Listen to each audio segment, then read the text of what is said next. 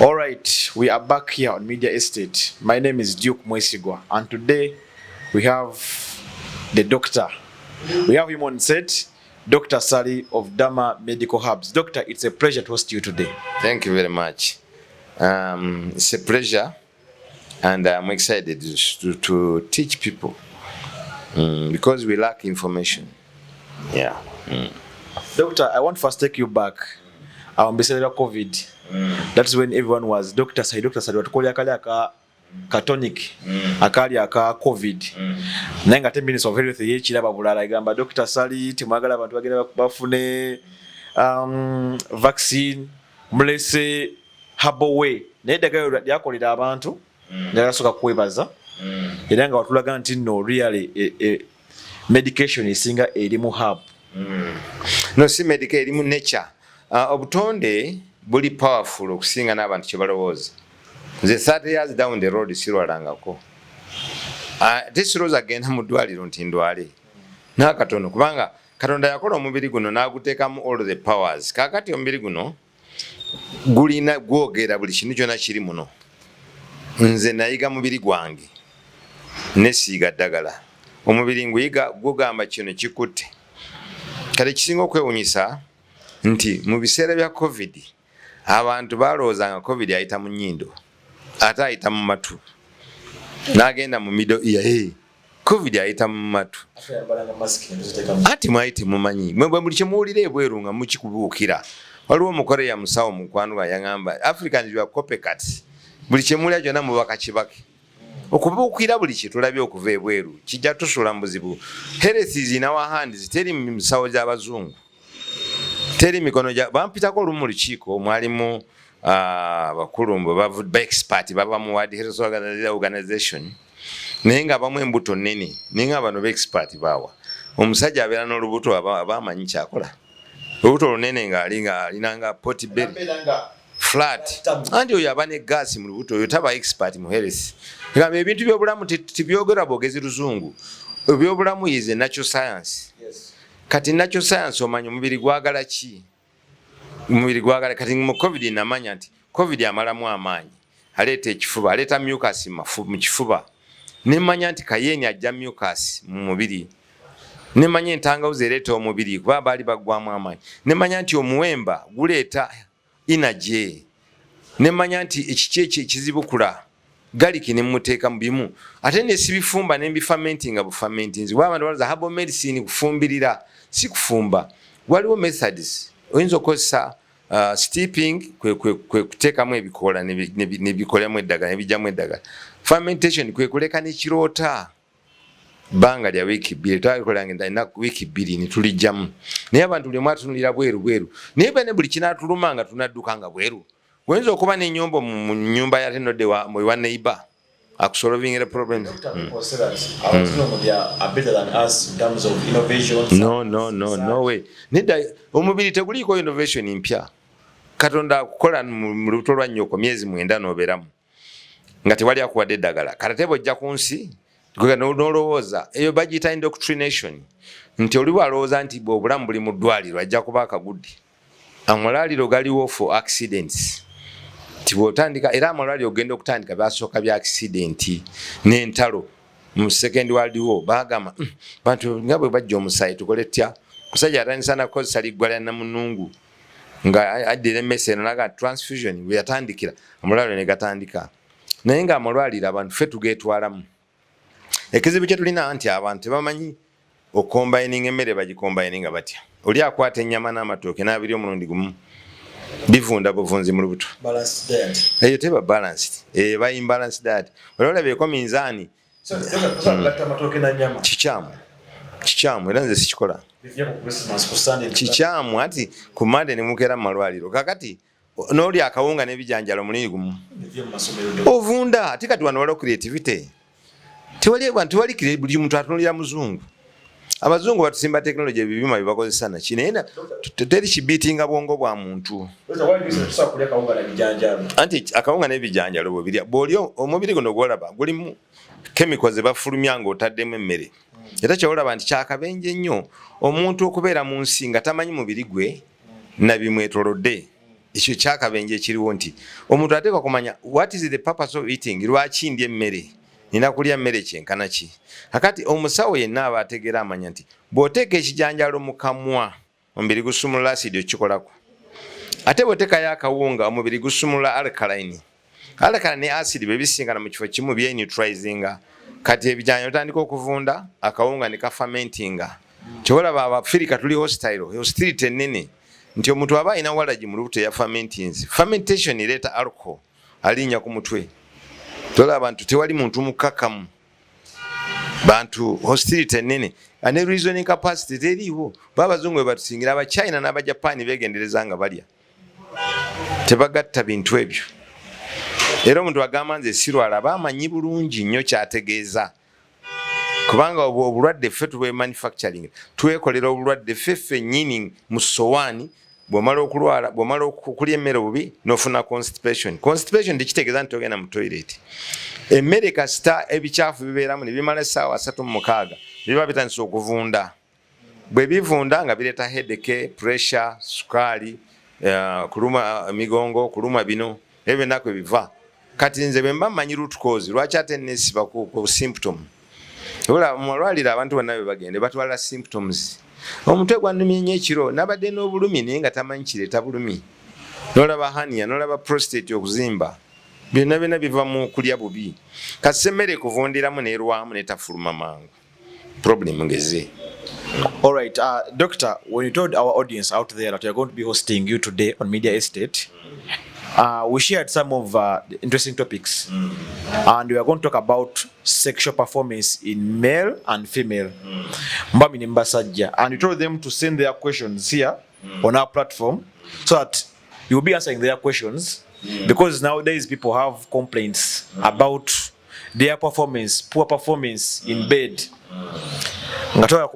Chiva Kuchi. So they have their questions here that will be reading to you, or then go to reasons why Baba in that poor performance in bed.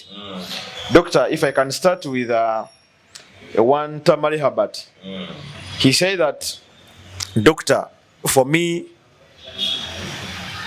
I only do one round and I cannot exceed that round because I think I have stress for the bank and for school fees. Doctor, does having stress for financial stress in any way affect your performance in bed? Of course. And stress you know stress. Stress ekigireta ate yo tamale weddira nkima. Now, tamale the problem is constipated. Constipation does not mean that you don't totally go to toilet for long call. But constipation means that you have a slow transit time of waste matter. But you have waste matter going slow, you get stress. Now, when you get stress, nothing can work. Because an external stress, at any work stress. Stress always, when you have a stress inside your body, your immunity attacks each other. They call it a friendly fire. You get a friendly fire, then your immunity comes down. Every performance in our body is that it worked on by blood, pure blood. But if somebody does not go to toilet for long call easily, he goes once, he jumps another day, or just passes out to gas, that one can affect his performance. Because what happens is that the body cannot get oxygenated. And that's not a sickness, that is a symptom of a dirty colon. He is dirty. That's the root cause. Me, I don't work on a symptom, I work on a root cause. The root cause is constipation. If he puts that right, because he might be still young, because if...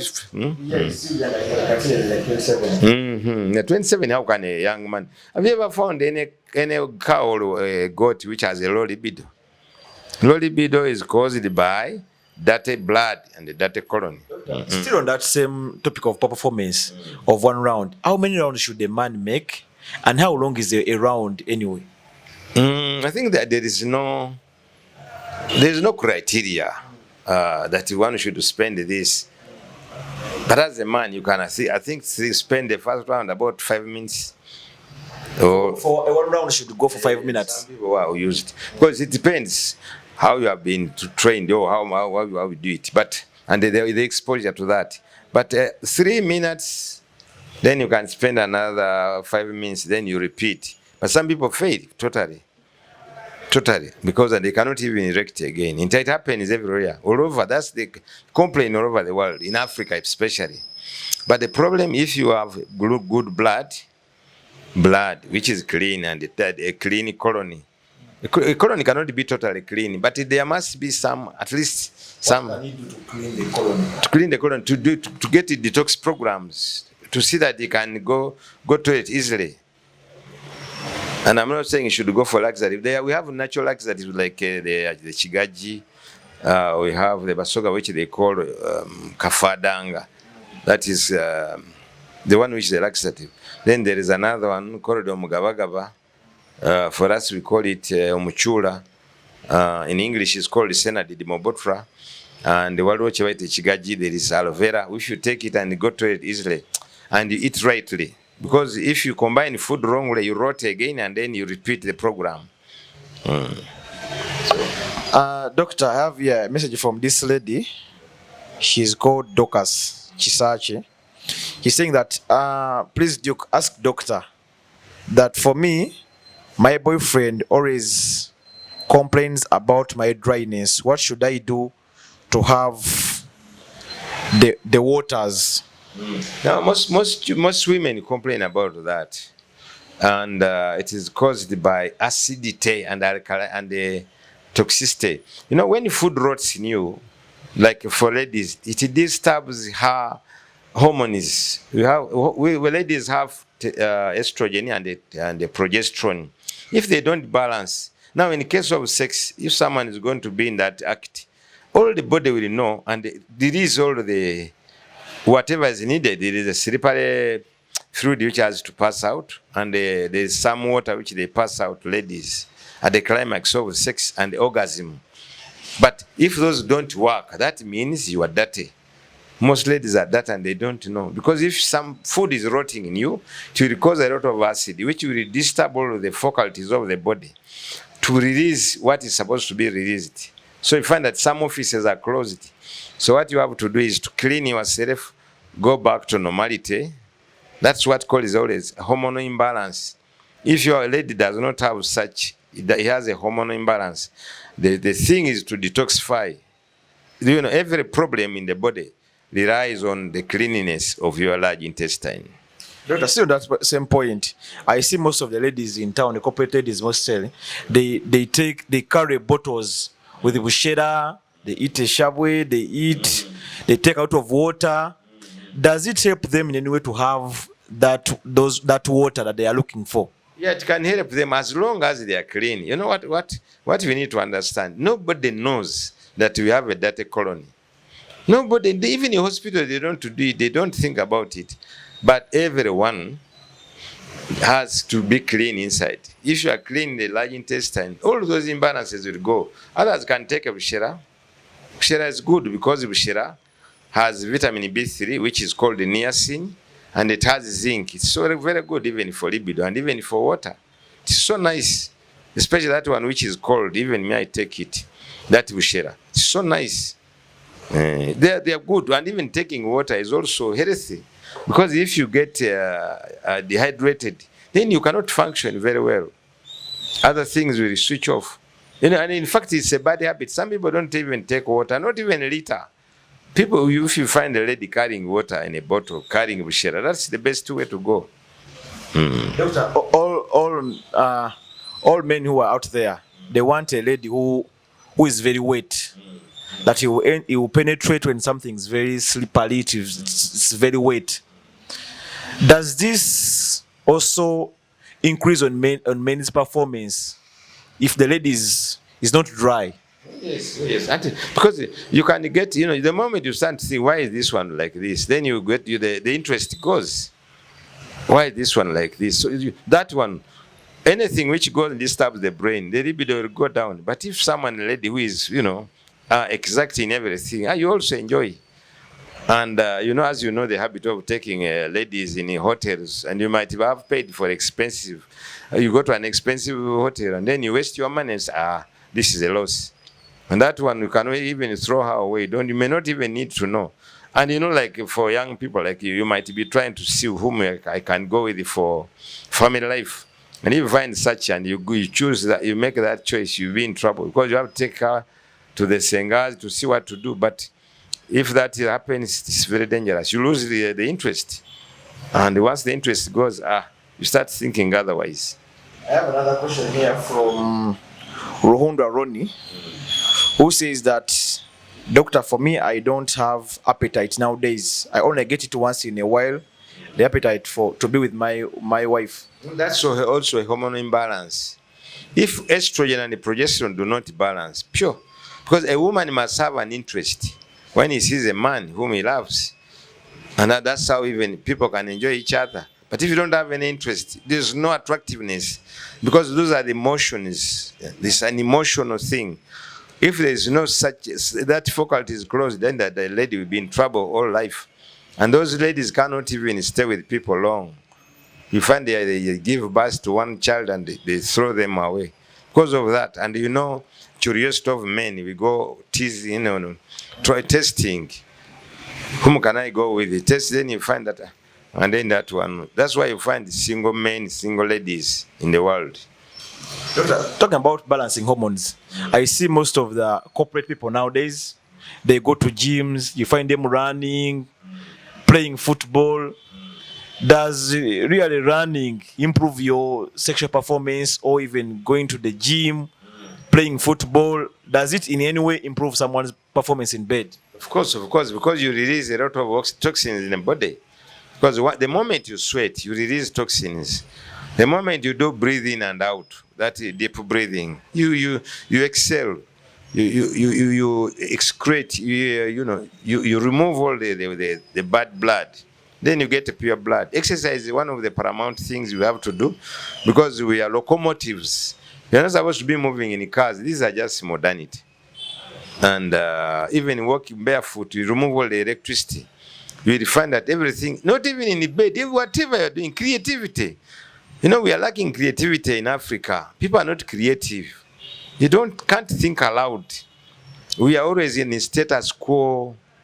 You find a doctor just sitting there, I'm a doctor. So having a degree and you're a doctor, what medicine have you made in life? How can a doctor be there and cannot even make pancake or a biscuit? And then the titles cannot even help you. Make sure that even whenever I find a doctor, I tell him, do something. Show results. When I was studying in German, they told me, don't show credentials. Show what you have in your head practically. That's what we need in Africa. Doctors, all the doctors you have in Africa, we should come up with our own medicine. We go and buy machinery. Like me, I went to India and China and I bought machinery. I make my own medicine. If you don't make medicine, you are not a doctor. So those performances will go. When you do an exercise, there is a way you work with nature. You sweat, you use the oxygen, you release carbon dioxide. That exchange takes away most of the poison from your body. Then when you sleep soundly. Because you find some people have insomnia, I can't sleep at night. If you don't rest, the whole nervous system should rest. After resting, then you wake up a happy man. Then you see everyone was made to be creative and help the society. This is how these people beat us, that they use their brain always. They don't look on another person. But here in Uganda, when you come out, do something, they say, hey, that one is stupid. But you are more stupid than the person you are talking to. Because me have made things. There are things. And it's not because of government. The government, I only enjoy peace. Once there is peace, I can be creative. That's all. Doctor, some people say that for me, when I take some Karok Boom, some Uganda Waraji, any whiskey, it improves my performance. That's what some people say. Is it true? Not at all, not at all. We are not here like that is quick fix or a shortcut. Don't do such things. You are going to destroy your life. If you reach my age, you will not be performing any. You will not do any performance. Because those are chemicals which you put in. They only charge you for a while. Because the whiskey and vodka cannot stay in you for long. It just go away. But that kind of thing, the stimulants are not good. You have to use your natural stimulation. Organic. The stimulation should be in you. When you eat a food and it's properly metabolized, you have all the energy. You don't need to get another one. You don't need anything, to sharpen you. It's not good at all. That's dangerous. At the end of the day, that person will suffer. It's like if someone sleeps on sleeping pills, for how long? You cannot. It's not sustainable, because nature is nature. There is no science which is beyond nature. Science is that which works. Anything which does not work is artificial. Okay. Doctor, on the issue of I've seen some comments here. Doctor, for me when I don't have money, in my pockets, I cannot perform. It eats my mind, my brains. The moment I have money, I find myself performing well. This is coming from Chijabijo Anderson. Money in the pocket. That's for him. If he has some money, he has some money with him. His brain is at peace. He has a state of mind that he can perform in bed properly. Doctor, when you don't have money, really, those things you even go through on them.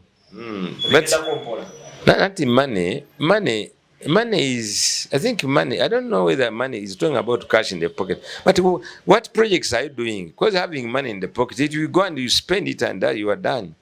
That's not money. Money means you have business which is self-propelling. Yes. That money, that is also quick. I think that's indoctrination. A person who has happy life is the one who has business, ongoing business, even if he's not around. That's what everyone needs. But not this like you're a hawker, you walk around and you put money in the pocket and then you say, I'm happy. I think that's indoctrination. I don't think that one carries. And even most people who have a lot of money, they might not even be having that performance. You can think of Bill Gates or this Aliko Dangote. You think they are good at that. It's not. It is the peace of mind and the way you eat. How you eat, when you eat, and what time you eat. Don't eat anyhow. We're going to come to that topic to tell us what to eat. Doctor, let me get this point from... this is Luze Anderson. She says that, Doctor, for me, I have been with my wife for now like 10 years. We have 2 kids. But ever since she gave birth, now I find myself that each year that comes, I cannot perform better. I used to perform well, but ever since she gave birth, nowadays I cannot perform better. This thing in marriage people, that each year that comes, their performance in bed decreases. And the problem is you get used to a person, but that is also bad, that blood and that colony. Of course, metabolism, because as people go, they eat wrongly. They go to a party, eat anyhow, mix food, drink with the meals. Because as you grow, someone said that poverty is a good medicine for people who are poor. Because they don't eat anyhow. You can eat muhogo and then it is done. But you find the person who can eat everything, you go to Sheraton, do ABC. Then you confuse your body. You put more poison, then you get over-acidity and the toxicity. Because as you grow big, you fatten and then pew. Then everything goes down. And the moment you are not performing well in bed, creativity will go away. Because sex is connected with creativity. Like during the war, I found people who are very wise. They would go run around the women, but they have all the brain. If you want, you have a puzzle, and you ask that person, will tell you that this I think should be done like this. When he is not even well educated, but he can tell you, because to convince a woman to be with her is not an easy thing. You have to to use a lot of tactics. So creativity and that performance can go away. Wrong habits of eating is what affects Africans. Let me even get this away from on the way. Doctor, does eating morondo improve men's performance in bed? I don't. What I'm telling you, you can buy all of these, even if it's a herbal. It may not help. Some people say, let me take coffee, let me take what? It can't. If you want to be at par without any chemical, eat rightly. If you eat rightly, you don't need a doctor. If you eat wrongly, no doctor will cure you. So what we need to understand, even if you eat a bunch of murondo, you cannot perform well because the nervous system has to be at par. The body is a system. This body is a factory. Put wrong raw materials, you will get a end product. It will not be good. Because me, I'm a manufacturer. You make a simple mistake here, you get ruined at the end. So that is the way we eat. Everything is encompassed. What we need to do, like for you media, is to put a platform where people can know what goes wrong with our bodies. Because you find in mammals and animals, they don't have any complaint. But human beings, we get cancer, we get this, diabetes, we get pressure. Why? Why humans? Wherever we say we are creative, where does our creativity go? We should never fear cancer, diabetes, pressure. They are not there. Those are just material too. They're just threatening. We need only to eat rightly. And that's all. Don't mix protein with the carbohydrates. You don't need all of these things. It's just somewhere. It's a diversion. Okay? It's a diversion. Eat rightly, because we don't live to eat. We eat to live. Whoever lives to eat, you are in trouble. So if you want to eat properly. Make proper choices. Even if you go to a free party, don't eat anyhow. We had graduation parties recently. You find people eating. You even feel like running away from there. And say, what are these for? A full plate. Soda muno nateka ekipa ya bia. Tu muntu yajja kunsi kulya. Liye mmere yakulu batulwo luno. Abantu bonna abali above 50 years. Nze ndi 66. Tomala galya, control yourself. Don't eat anyhow. To combining akafika ennyama n'enkoko wano ne green. Genda otule. Kibeere muli bembera n'abantu nga tusimbera nze netekako nga tutaddeeko mmere ndigenda komawo. Atodde mu layini nti nja kudda. Kati balina olwo amaze okulya ate siddayo nga tozeeyo nti nzikuse. Netandika lecture kuba bajja kunjogeza nga ndya. Naye abantu tebalina control mu kulya. Era bagamba gwe ate wavudde wanga twakula tulya tuti. But it's wrong. Era abantu bambuza ekintu ekyo. Abaana baffe masomero nga balya bwe bati. Ate waliyo creativity. Teri creativity. Era nze sikyatwala abaana mu bisulo. Kwabo nabamalawo nadda nimbazzukulu. Nti ate nti omwana mu kisulo. Ate mala bamwokereddeyo. Asima bakoze biki? Nze mutwale. Tufunire nnyo tuli mu masomero ulcers. Tuzifuna nnyo nga tuli mu masomero. Ebijanjalo n'akawunga bitabula babirabanga. Munsula mu nyampambuliri popo. Kakati abaana balwana bakola strike. Mwajja kusomera essomero muli okyali akya banajja banasomera muki. Egamba ekitawaanya abantu bonna. Olo humanity bwe butamanya. Abaagala tufunamu nga bakola amalagala be batubuzaabuza. Ate nze kisinza okuntabula mu mutwe guno. Ye muntu okulowoozesa mbu yakuuma obulamu bwo World Health Organization bye biki ebyo. Lwaki balowooza nti be bali mu bulamu bwaffe. Kyo kintawa nnyo obwongo. N'abantu abalowooza nti buli kikutte genda mu ddwaliro. Nze nedda. Sooka owulire omubiri gwe kye gugamba. Omanye what could be the possible cause ate n'omanya remedy. Abantu mbagamba nti ozze wano nze sigenda kuwonya. Gwe olina okwewonya wekka. Internally n'oki-internalizing. N'ogamba obwongo bwo nti immunity ejja kunkolako. Ne olina kuteekako ddagala mira lino paka lwolifa. Naye ogomba mubuuza nakukola ki? Tukamba oba wasoma ki? Eddagala abasawo bagaba eddagala balimanyiko kitono. Obulwadde bwe bajjanja bamanyiko kasirikitu. Omubiri gwe bateekamu eddagala tebagumanyi. Tolanga tuli mu kabenyi. Nnyinza okugenda omusawo n'ampa eddagala tamanyi bwe balikola. Obulwadde nabwo tabutegedde. Aye n'omubiri gwange tagutegedde sisusulangako naye. Kakati nange nentwala nti amiina nengenda mu nemmira eddagala eryo. As we try to wind up this program of today, Doctor, abantu abasinga balowooza nti no, if the lady she has waters in bed, does it mean that she is performing very well? Omukazi okubanga alina amazzi kitegeeza nti aperforminga bulungi mu buliri oba there is something else kyalina obanga tabaako kimubulako. Aga amazzi bagateekawo waliwo wetness esooka ekyo abamulungi abamulamu ate okikyo bw'oyagala ekirala kasaaba waiting mutandi waliwo silipaleness ebeerawo ate nagana amazzi galireducinga silipaleness oyo kiba kitegeeza nti omukyokola okimanyi yes simple kiyitibwa nnyo big deal kyoba omaze ate obwayagala kikirala what else do you want kugamba omanyayo mulamu tajja nakuta nti ate talina baana ate bamugende ate fallopian tube zizibye ate mala biki egamba such a things excuses what tujja zifuna egamba tajja kuba costly ayinza okwaza omukazi ng'ali costly.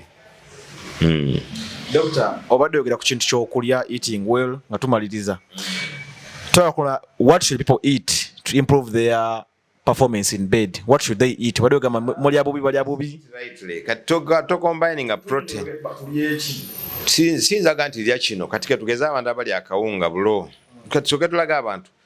Mmere kyezimba omubiri n'ogukolako obujjanjabi. What food builds the body and repair it? Ezo ze tuyita proteins. Protein mwe muli amata, ennyama, enkoko, byennyanja, bijanjalo binyeebwa amajezo proteins ezizimba omubiri milk meat chicken fish nani beans groundnuts and eggs those are proteins and the others then those build the body and repair it then the one which gives us energy which has fuel muli ebyengano ng'emigaati macaroni parapara teeka kwa amatooke the delicacy muchere kawunga lumonde muogo mayuni pumpkin millet even those are carbohydrates they have to be eaten alone then after 3 hours you go for the what no they rot because people don't know biochemistry. So that means batunda simanya lusania nagatako chapati nasaka ennyama nasako muchere nasako awo tetujja kulwala nnyo nga the big farmers bafuna bufunyi sente ate ekinyiiza nti omuntu bwalwala ekimulwaza bwoba okimanyi ng'okiraba nate n'omulabula n'atakikola then olabira ddala nga tukyali mu buzibu kubanga there is no incurable disease except incurable people kubanga abantu balowooza nina kulya bwe nti tunyoomerwe ekimere ate neewuunya n'abantu abali niyami babikola tugamba nti babaibweru oyinza okubulya omuntu ekinagenda n'abeera esebbeyi n'akiwulira n'akitegeera naye omuntu wano mu Kampala awo yabiveeko alabika emmere yagikoowa naye ng'omugambo ekikulwaza kiri wano akati najja nga ate adduka bankutemu pressure nina haniya bangambye okunsala bamugamba omusala ngadduka ng'ajja emisindi bw'amala okubeera kulema okufuka omusulo najja n'akapiira owaye ngaba ndimu akapiira gwe yagadde baku deforming bw'oba ng'olidde rightly ate abantu temanyi nti okulala kuli expensive very expensive bw'ojja n'akapiira omanyi ojja kutoola 0.6 lwaki ozoono na ssente bwotyo just controlling emmere mu sowaani kikyo kyokka era nze abaana bansavinga mu ofisi yange beesiimye baleeta ennyama n'amatoke gatwale n'essupu nze kandya ennyama bo bamanya bafunye sibigatanize bwe baleeta ennyama n'amatoke nga nzija gamba amatoke twala nga njako greens amatoke n'essupu n'abitwala nze nindya ennyama yange ne beebaka bufi bubiri bode tuyagala hip nye mmere ejja ku lubatu lw'oluno tolya bingi abantu oli embuto mbatu 3 naso ngamba tukuleke discipline bakugamba mu bulamu buno bw'oba osaba Katonda musabe wisdom understanding and discipline teri kirala kyoyagala essala bw'ofuka mirango osaba Katonda kuba wisdom erimu buli kimu ate bw'otegeera omaze n'okola discipline ate kiki singa otegeera politics oba Katonda akuwa amagezi mu politics n'omuyiga wisdom n'ogifuna no understanding what politics is ate n'okola discipline mu politics ojja kuwangaala ebintu byonna bwe biri obe kuvuga mu motoka bw'omala ogiyiga n'ogitegeera n'otandika okubeera ne discipline ng'ogivuga toga nti ng'eri kilomita 2 per hour n'oga nti gw'ogimaleyo ojja kutomera tejja kuwangaala nayo olina okuba ne discipline bw'olaba abaana basala ekkubo n'oyimirira ne bagenda Ateka mu hazadi wano noga wema begalindako ne bayitawo bamulema asala so toga nti batuviire ne kuba siriawe ne babula baboda basalasala beba just calm down ate toyombera ku makubo kubanga tuwali ajja mu kubo kwagala kuyombesa vuge moroka yompola todduka speed isi discipline boba mu maka omukazi mukwate bulungi simple ne mu business eno business yange no malaga ajja mu ijja kugwa Yes. Doctor, as we wind up, does taking soda or alcohol in any way affect man's performance or energy? Of course. Soda mubi nnyo nze sikwata ku soda. Ebintu byonna ebiparking byonona performance. Bawe ebintu ebiparking nga balina obivaako like okay. Soft drinks byonna sinza agenda ne shopping for soft drinks. Bino swagala byogera kuba companies they will attack me. Ebintu byonna ebiparking n'ogamba bikuwa amaanyi simanya biki si bikozesa. No kibi nnyo.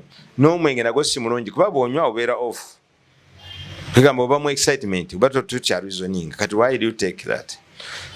You are not supposed okujaga ekintu ky'oyinza okunywa akatono ng'olubuto lukulumya wine, glass of wine is okay. Nete nza gamba nti kanywa ecupa za bia 10 nairo 3 biki.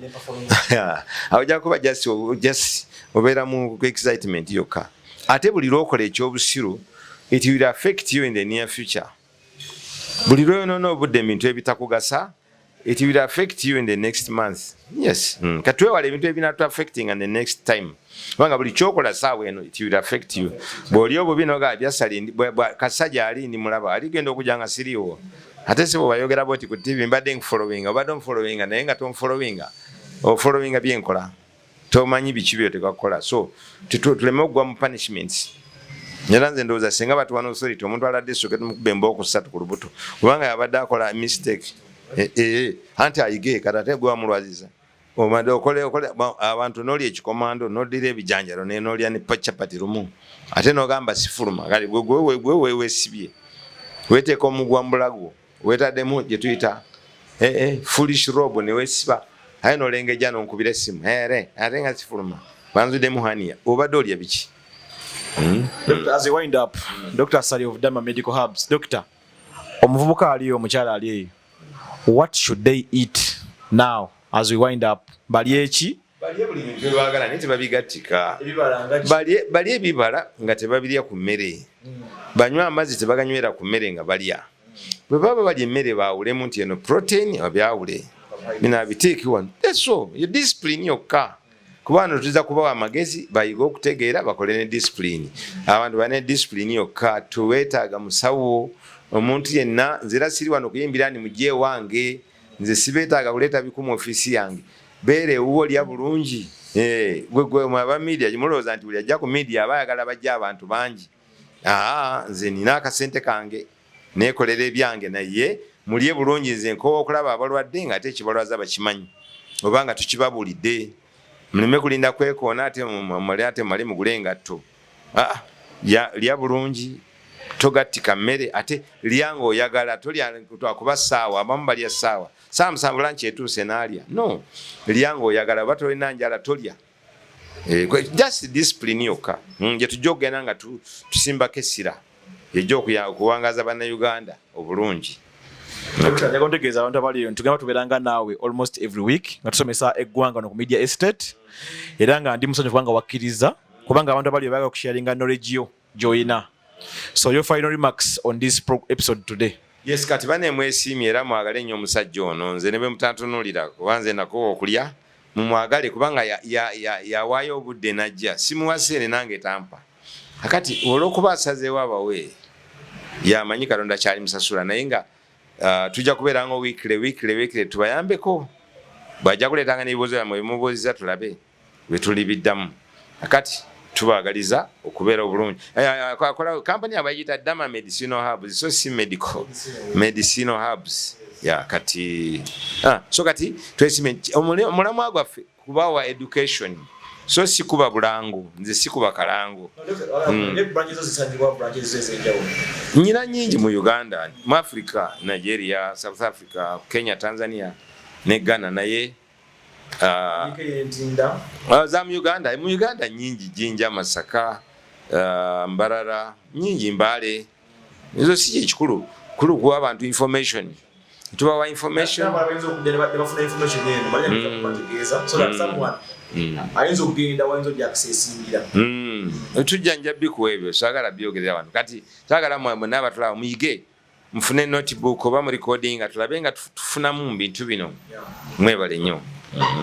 Well, it's been a pleasure hosting Dr. Ssali. today era tuyizemu byokuya ku injo ibuza mensibe bizemu bulungi nnyo. My name is Duke Mwesigwa no Media Estate ne Dr. Ssali. Twefekere bulamu bwaffe nga bwagambye tuyige ekyokulya tetugata proteins and carbohydrates.